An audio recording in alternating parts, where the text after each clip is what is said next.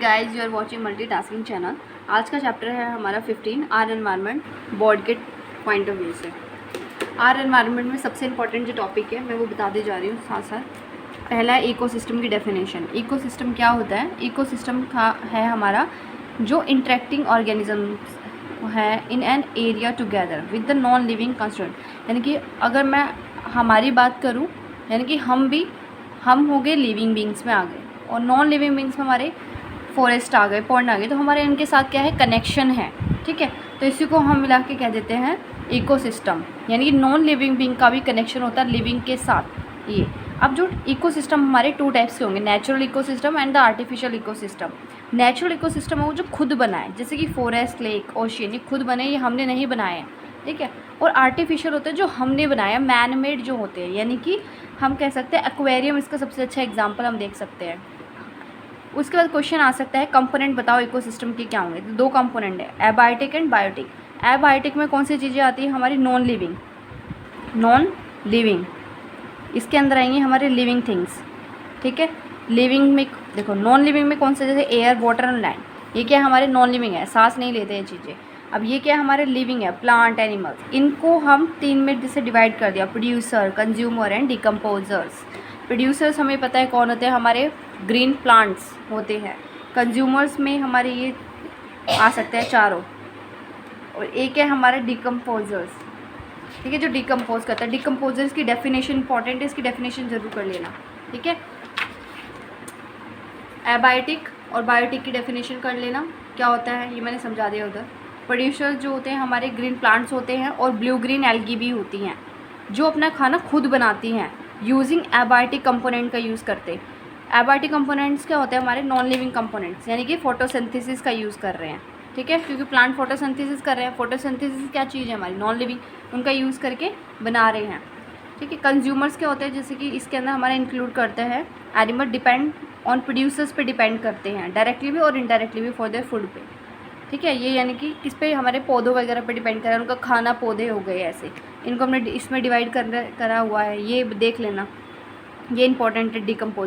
Decomposers हमारे कौन से आते हैं? इसमें ऐसे ऑर्गेनिजम्स आते हैं हमारे जो डिकम्पोज कर दे डेड प्लांट को और एनिमल्स को, यानी कि कोई चीज़ मर गई है वो, या फिर जैसे पत्ते हो गए, बस पत्ते जब सूखने के बाद नीचे ज़मीन पे गिर जाएंगे, ज़मीन पे गिरने के बाद क्या होगा, वो डिकम्पोजर्स आएंगे, उनको डिकम्पोज करेंगे और खाद में कन्वर्ट कर देंगे, और वो खाद क्या हो गया, दोबारा से जितने भी न्यूट्रिएंट थे हमारे एनवायरनमेंट में वापस आ गए, यानी कि सोइल में वापस आ गए। इसमें कौन कौन से हमारे डिकम्पोजर्स हो गए? बैक्टीरिया और फंगी हो गए। हेल्प करते हैं हमारे किस चीज़ में? रिप्लेनिशमेंट ऑफ नेचुरल रिसोर्सेज, यानी कि दोबारा से जो नेचुरल रिसोर्सेज जो नेचर ने हमें प्रोवाइड कराया, उसे नेचर में ही दोबारा से डाल दे रहे हैं। अब डेफिनेशन आइए फूड चेन की। फूड चेन क्या होता है? नॉर्मल सी इसकी डेफिनेशन बताऊं तो ये हमें बताता है कि इसको हम लिख सकते हैं ये डिपिक्ट्स कर रहा है हु ईट्स होम, यानी कि हमें बताता है कौन किसको खाता है। जैसे कि ग्रास किसने खाई? डियर ने खाई, और डियर को कौन खा गया? लायन खा गया, है ना। ये हमारी क्या हुई? फूड चेन हो गई, फूड की चेन। फूड मतलब खाना, कौन किसको खा रहा है, किसका कौन सा खाना है, ये हो गया। ठीक है, उसके बाद आता है टॉपिक लेवल। टॉपिक लेवल का मतलब क्या होता है? एनर्जी का ट्रांसफ़र होना। किस चीज़ का ट्रांसफ़र होना? एनर्जी का। जो पॉइंट्स मेन होते हैं एग्जाम में मिस नहीं करने हैं, यानी कि ट्रांसफ़र ऑफ एनर्जी, वो टॉपिक लेवल में आएंगे। उसके बाद आता है flow of energy between topic level, कि जो हमारे टॉपिक लेवल्स हमारे होते हैं उसमें कैसे एनर्जी का फ्लो होता है। ठीक है, जैसे कि मैंने एक ट्राइंगल बनाया, ये मेरा है प्रोड्यूसर, इधर प्रोड्यूसर के बाद आएगा प्राइमरी कंज्यूमर, सेकेंडरी कंज्यूमर, और आएगा हमारा टर्शरी कंज्यूमर। एग्जाम में कैसे पूछ सकते हैं? ये नाम मिसिंग कर दिया, ये नाम मिसिंग कर दिया, ये दो दे दिए, पूछेंगे ये ए दे दिया और ये बी दे दिया, इनमें बताओ ए कौन सा है और बी कौन सा है। जिस बच्चे ने पढ़ा वो बता देगा, बी हमारा प्रोड्यूसर है, ए हमारा सेकेंडरी कंज्यूमर है। ओके, ये हमारे टॉपिक लेवल है। और यहाँ पे क्या हो रहा है? एक से दूसरे लेवल में एनर्जी का ट्रांसफ़र हो रहा है, एनर्जी जा रही है एक से दूसरे के अंदर। वो कितनी जा रही है एनर्जी, वो हमें पता लगा था 10% लो के अकॉर्डिंग। ठीक है, ये 10% लो ने हमें बताया, हमें इतना तो पता चल गया कि एनर्जी का फ्लो होता है। और ये भी याद रखना कि जो एनर्जी का फ्लो होता है कैसा होता है, ये यूनिडायरेक्शनल होता है।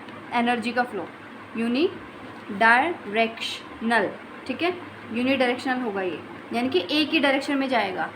ठीक है, एक ही डायरेक्शन में जाएगा, यानी कि ऐसे ऊपर की तरफ जा रहा है, ठीक है, ट्रॉपिक लेवल में हमारे। ओके, अब देखो ये हमने देख लिया ऐसा होता है। उसके बाद 10% लो ने हमें बताया कि कितनी एनर्जी ट्रांसफर है, सिर्फ 10% जाती है। जैसे कि यहाँ पे दिया हुआ है हमें 1000 किलो जूल।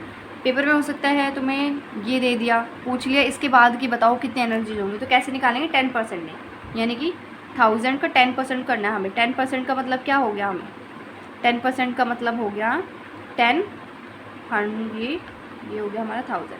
20 से 20 कट गई, बचा कितना, 100%।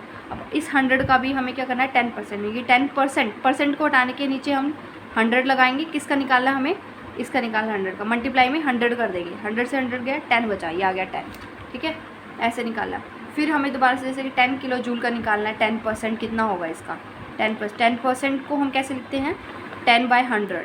जिसका निकालना है, इसका निकालना है, इसको 10 हमने कर दिया, तो इसका क्या होगा, इससे कट जाएगा और यहाँ पे क्या बचेगा हमारा, 1 0 से कट गई, इससे कट गई, बचा 1 किलो जूल, इतना बचा लास्ट में जाके, ये दिख भी रहा हुआ है यहाँ पे, ठीक है। उसके बाद इंपॉर्टेंट है हमारी डेफिनेशन, बायोलॉजिकल मैग्नीफिकेशन क्या होता है। बायोलॉजिकल मैग्नीफिकेशन का मतलब होता है हार्मफुल केमिकल्स का बढ़ जाना एक से दूसरे टॉपिक लेवल में, ठीक है। देखिए एनर्जी तो हमारी कम हो रही है, ठीक है, एनर्जी हमारी कम हो रही है जैसे हम ऊपर जा रहे हैं, लेकिन अगर बायोलॉजिकल मैग्नीफिकेशन की बात करूँ, यानी कि अगर कोई केमिकल यहाँ है तो ये ऊपर जाते जाते वो केमिकल मेरा बढ़ जाएगा। सबसे ज़्यादा टॉप वाला जो हमारा ऑर्गेनिज्म होता है, यानी कि ह्यूमन बींग, हम किस में आएंगे, टॉप में आएंगे, ह्यूमन बींग। तो इसके अंदर यानी कि ह्यूमन बींग के अंदर देखा जाए तो बायोलॉजिकल मैग्नीफिकेशन सबसे ज़्यादा हाई मिलेगा हमें, यानी ये जो केमिकल्स होंगे वे धीरे धीरे अक्यूमुलेट होकर के जो सबसे ऊपर होगा उसमें ज़्यादा हो जाएंगे, ठीक है। ये याद रखना है। फूड चेन में देखो यहाँ पे लिखा भी है, किसमें ज़्यादा है। फूड वेब क्या होती है हमारा, ये एक इंटरकनेक्शन होता है, किसका, फूड चेन का। फूड चेन यानी कि बहुत सारे, देखो एक फूड चेन, दूसरी, तीसरी, यानी कि 3 फूड चेन हमें दिख रहे हैं इसमें, 3-4 फूड चेन वो कनेक्टेड है। क्वेश्चन में पेपर में ऐसे भी दे सकते हैं वो कि एक ही डायग्राम ऐसा दे दिया तुम्हें, फूड वेब बना के पूछ ले कितने फूड चेन इसमें इंक्लूड है। तो कोई एक कॉमन को देखो, कॉमन से लेके जहाँ से एरो स्टार्ट हो रहे हैं, ईगल है, तो अब देखो कितनी बन रही है। एक तो ये हो गई, 1 2 3 4, तो कितनी फूड चेन हो गई यहाँ पे, 4 फूड चेन हो गई, ठीक है। उसके बाद है ओजोन लेयर। ओजोन लेयर से important, very very important question आता है इससे भी। ओजोन लेयर क्या है, एक ब्लैंकेट होती है, ठीक है, हमारी अर्थ पे, जो क्या, पहला एक तो ये पता होना चाहिए कहाँ प्रेजेंट होती है, स्ट्रेटोस्फेयर में। स्ट्रेटोस्फेयर में ये प्रेजेंट होती है, यानी कि एक लेयर होती है, परत है जहाँ पे ये प्रेजेंट होती है, ठीक है। ऐसे ये मेरे नीचे अर्थ है, अगर इसको मैं अर्थ बनाऊँ, ठीक है, यहाँ ये मेरी ओजोन लेयर है। तो ये जो ओजोन लेयर है हमें प्रोटेक्ट करती है। ये किससे प्रोटेक्ट करती है हमें, सन से जो यूवी रेज आ रही है, यूवी, ठीक है, अल्ट्रा वायलेट रेज जो आ रही है उनसे हमें प्रोटेक्ट करती है ये ओजोन लेयर। लेकिन क्या हो गया है, मनुष्य के कारण, यानी कि हम क्या करते हैं, CFC का यूज़ बहुत ज़्यादा हो गया है। तो ये CFC कहाँ से रिलीज़ हो रही है, ये भी पूछ सकते हैं कि क्या कॉज है ओजोन लेयर का डिप्लीशन होने में। तो ये हमारे जो ACs होते हैं, रेफ्रिजरेटर्स होते हैं, रेफ्रिजरेटर, ACs, इन सब में से CFC रिलीज़ होती है, ठीक है, जिसके कारण इन ओजोन लेयर में छेद हो गए हैं। छेद होने के कारण क्या हो रहा है कि जो ये हमारी जो यूवी रेज है वो अर्थ पर पड़ रही है। जब यूवी रेज अर्थ पर पड़ेगी तो हमें क्या हार्मफुल इफेक्ट कर सकती है। तो ये इसके जो इफ़ेक्ट होते हैं बच्चों, इसके इफ़ेक्ट होते हैं हमारे, जैसे कि हमें कैंसर हो सकता है, हमें कैटरेक्ट हो सकता है, ठीक है, और हमारा जो इम्यून सिस्टम होता है, ठीक है, इम्यून सिस्टम जो हमें किसी बीमारी से लड़ने में मदद करता है वो वीक हो सकता है, ठीक है। ये सारी चीज़ें होगी इसमें इफेक्ट में। अब आता है ओजोन लेयर कैसे बनी है। जब ओजोन लेयर का क्वेश्चन आए तो पहले ये बता देना, फिर ओजोन लेयर कैसे बनी है ये बताना। ओजोन का जो फॉर्मूला होता है वो क्या है, O3, ठीक है। ये कैसे हमारी ओजोन बनी है, ठीक है। इसमें क्या हो रहा है कि देखिए ये आपको दिखाना है फॉर्मेशन ऑफ ओजोन का, ठीक है, कि सबसे पहले क्या, high energy UV radiation break down O2 molecules, ठीक है। अब देखो अगर मैं यहाँ पे सिंगल ऑक्सीजन लिख रही हूँ, इसका मतलब क्या हुआ, ये एक एटम हो गया।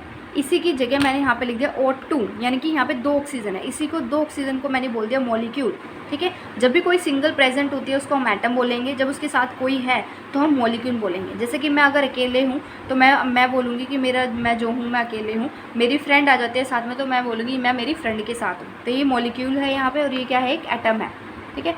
ये देखो यूवी रेज जब भी पड़ी ऑक्सीजन मॉलिक्यूल्स के साथ तो ये ऑक्सीजन एंड ऑक्सीजन में टूट गया। वही ऑक्सीजन वाला अब क्या करेगा, 2, यानी कि ये भी 2 थे, अलग अलग हो गए जब भी यूवी लाइट पड़ी, यानी कि ये कहना चाह रहा है O2 पे यूवी लाइट पड़ी तो ये ऑक्सीजन और ऑक्सीजन के जो एटम है वो अलग हो गए।